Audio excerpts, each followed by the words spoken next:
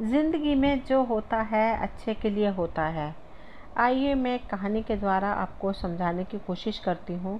जंगल में एक नवयुवक महात्मा से मिलने आया। वह काफ़ी दुखी नवयुवक व्यक्ति था और रो रहा था। महात्मा उस नवयुवक को समझाते हैं कि तुम अपने जीवन में चिंता ना करो, जो कुछ भी हुआ सब अच्छे के लिए हुआ है।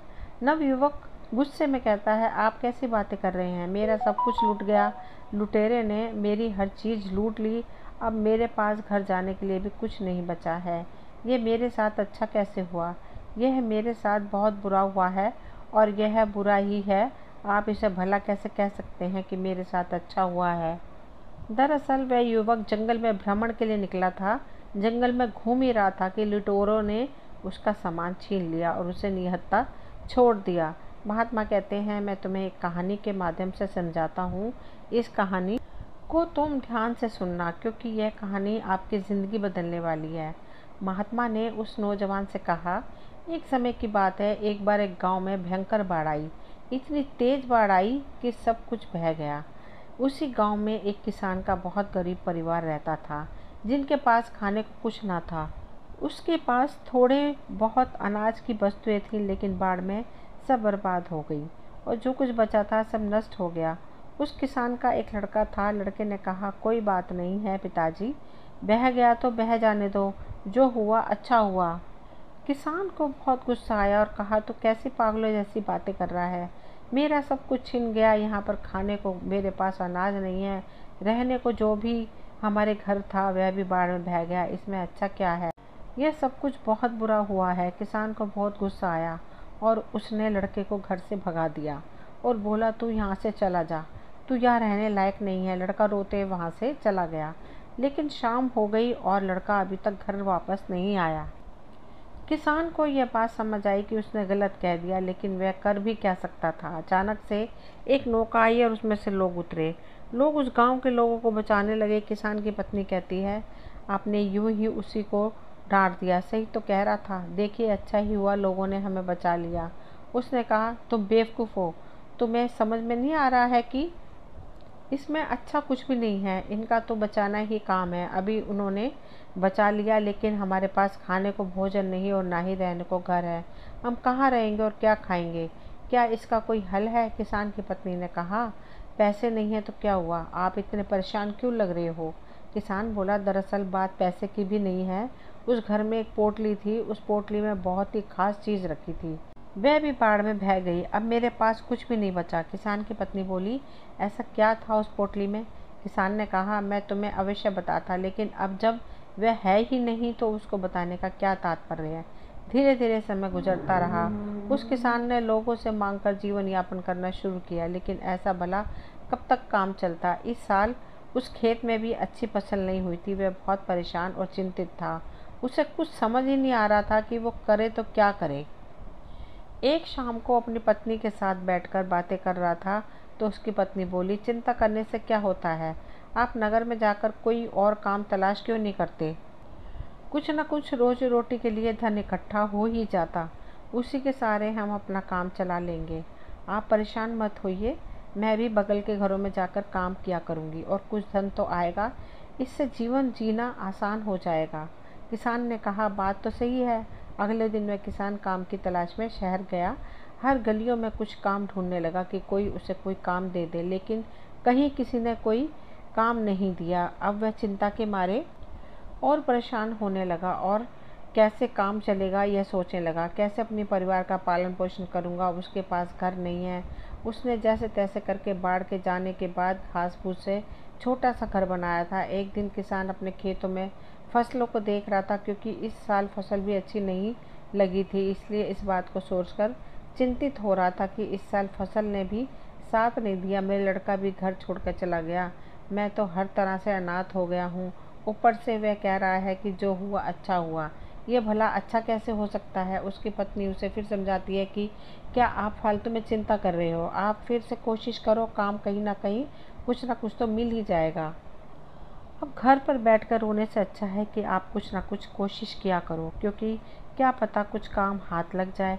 किसान को उसकी पत्नी की बात ठीक लगी और अगले दिन वह फिर काम की तलाश में निकल पड़ा, लेकिन इस बार भी उसे कोई काम हाथ नहीं लगा और फिर निराश हुए घर लौटा। वह लौटने वाला ही था कि रास्ते में उसे एक महात्मा मिले और बोले, क्या है, तुम क्यों परेशान हो रहे हो? किसान ने उनको सारी बात बताई। दरअसल बाढ़ में मेरा सारा घर बह गया और मेरे पास खाने को अनाज नहीं, रहने को घर नहीं। छोटा सा घर मैंने कैसे भी करके बनाया है और फिर भी मैं अपना जीवन बड़ी मुश्किल से गुजार रहा हूँ। उस महात्मा ने कहा कि इसमें परेशान होने वाली क्या बात है? महात्मा ने उस किसान से कहा, परेशान वाली बात तो है ही।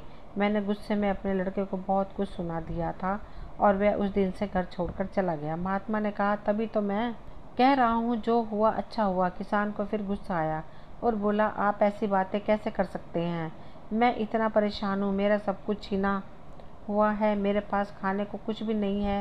मेरे लड़के ने भी मेरा साथ नहीं दिया और वह भी घर छोड़कर चला गया। इसमें क्या अच्छा है और क्या अच्छा हो सकता है?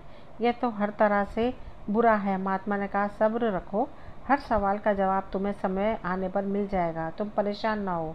वह महात्मा वहाँ से चले गए। किसान को फिर अफसोस हुआ कि महात्मा को देने के लिए उसके पास कुछ भी नहीं है, लेकिन वह उस रात को यह सोचकर हैरान था कि आखिर जो होता है अच्छे के लिए कैसे होता है। मेरे साथ जो हुआ अच्छा हुआ ही नहीं। लेकिन वह फिर से अगले दिन काम की तलाश में वह निकल पड़ा। लेकिन इस बार किस्मत उसकी सही होती है और उसे एक बड़े सेठ के घर में उसे काम करने के लिए कुछ काम मिल जाता है। सेठ बड़े दयालु होते हैं और वहाँ पर पैसे की भी कोई दिक्कत नहीं। वह सेठ कहता है, अगर तुम्हें कोई दिक्कत है तो मेरे घर के बगल में एक मकान खाली पड़ा है, तो वहाँ पर रह सकते हो। किसान ने कहा, नहीं नहीं, मैं आपका बहुत आभारी हूँ, मैं वहीं ठीक हूँ। उसने अच्छी तनख्वाह पर उस किसान को काम पर रख लिया।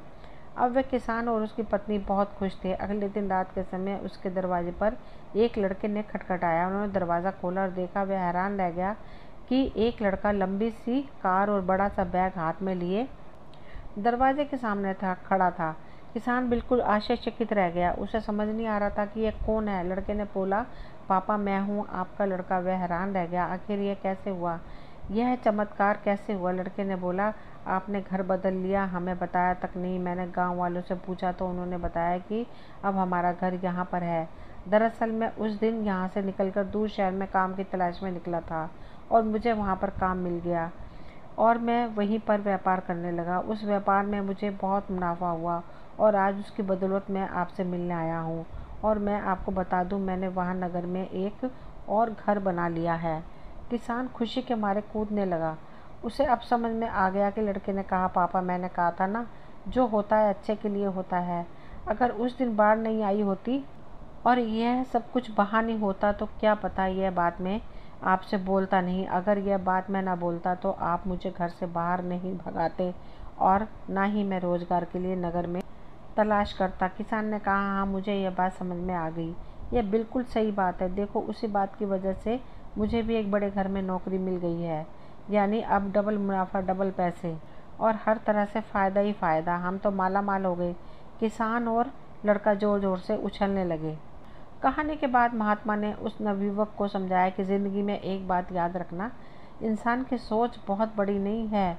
वह है कुदरत के फैसलों को नहीं समझ सकता और ना ही यह जान पाता है कि उसके साथ जो हुआ अच्छे के लिए हुआ है। वह सिर्फ आज को देखता है कि उसके साथ बहुत बुरा हुआ। लेकिन सच में देखा जाए तो अगर अच्छी नीयत और मन साफ है तो कभी किसी के साथ बुरा नहीं होता है। महात्मा ने उस नवयुवक को समझाया कि ज़िंदगी में जब भी तुम्हारा बुरा वक्त आए तो एक बात हमेशा याद रखना कि यह वक्त गुजर जाएगा।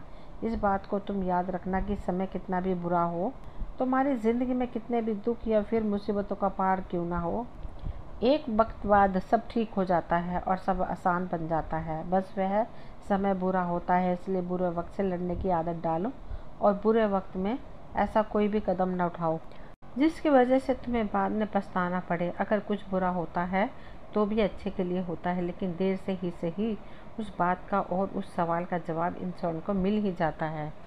जब इंसान का समय खराब होता है तो उसकी बुद्धि काम करना बंद कर देती है। इंसान का समय खराब होता है लेकिन समय ठीक भी हो जाता है। तब उस नवयुवक ने कहा, यह सब तो ठीक है, लेकिन मेरा तो सब कुछ चोरी हो गया, इसमें अच्छा क्या है? अब तो मेरे पास कुछ नहीं है, मैं घर कैसे जाऊंगा? महात्मा ने कहा, दरअसल मुझे एक जंगल में कुछ मिला था, यह लो। तब महात्मा ने उसे एक चमकदार पत्थर दिया और कहा, तुम इसे ले जाकर नगर में बेच सकते हो, क्योंकि यह मेरे किसी काम का नहीं और मैं इसे कुछ नहीं कर सकता। उस लड़के को भी ये बात समझ में आ गई कि बात तो सही है, अगर मेरा सामान चोरी नहीं होता तो मैं महात्मा के पास नहीं आता, और जब मैं महात्मा के पास नहीं आता तो पत्थर कभी नहीं मिलता। दरअसल वह एक पारस पत्थर था जिसमें लोहे से स्पर्श करके हर लोहे की चीज़ को सोने में बनाया जा सकता था। अब वह माला माल हो गया था। दोस्तों, ये कहानी यहीं तक थी। अगर पसंद आई हो तो प्लीज़ चैनल को सब्सक्राइब करें, वीडियो को लाइक शेयर करें। मिलती हूँ एक नई कहानी लेकर, और कहानी सुनने के लिए सभी का तहे दिल से शुक्रिया।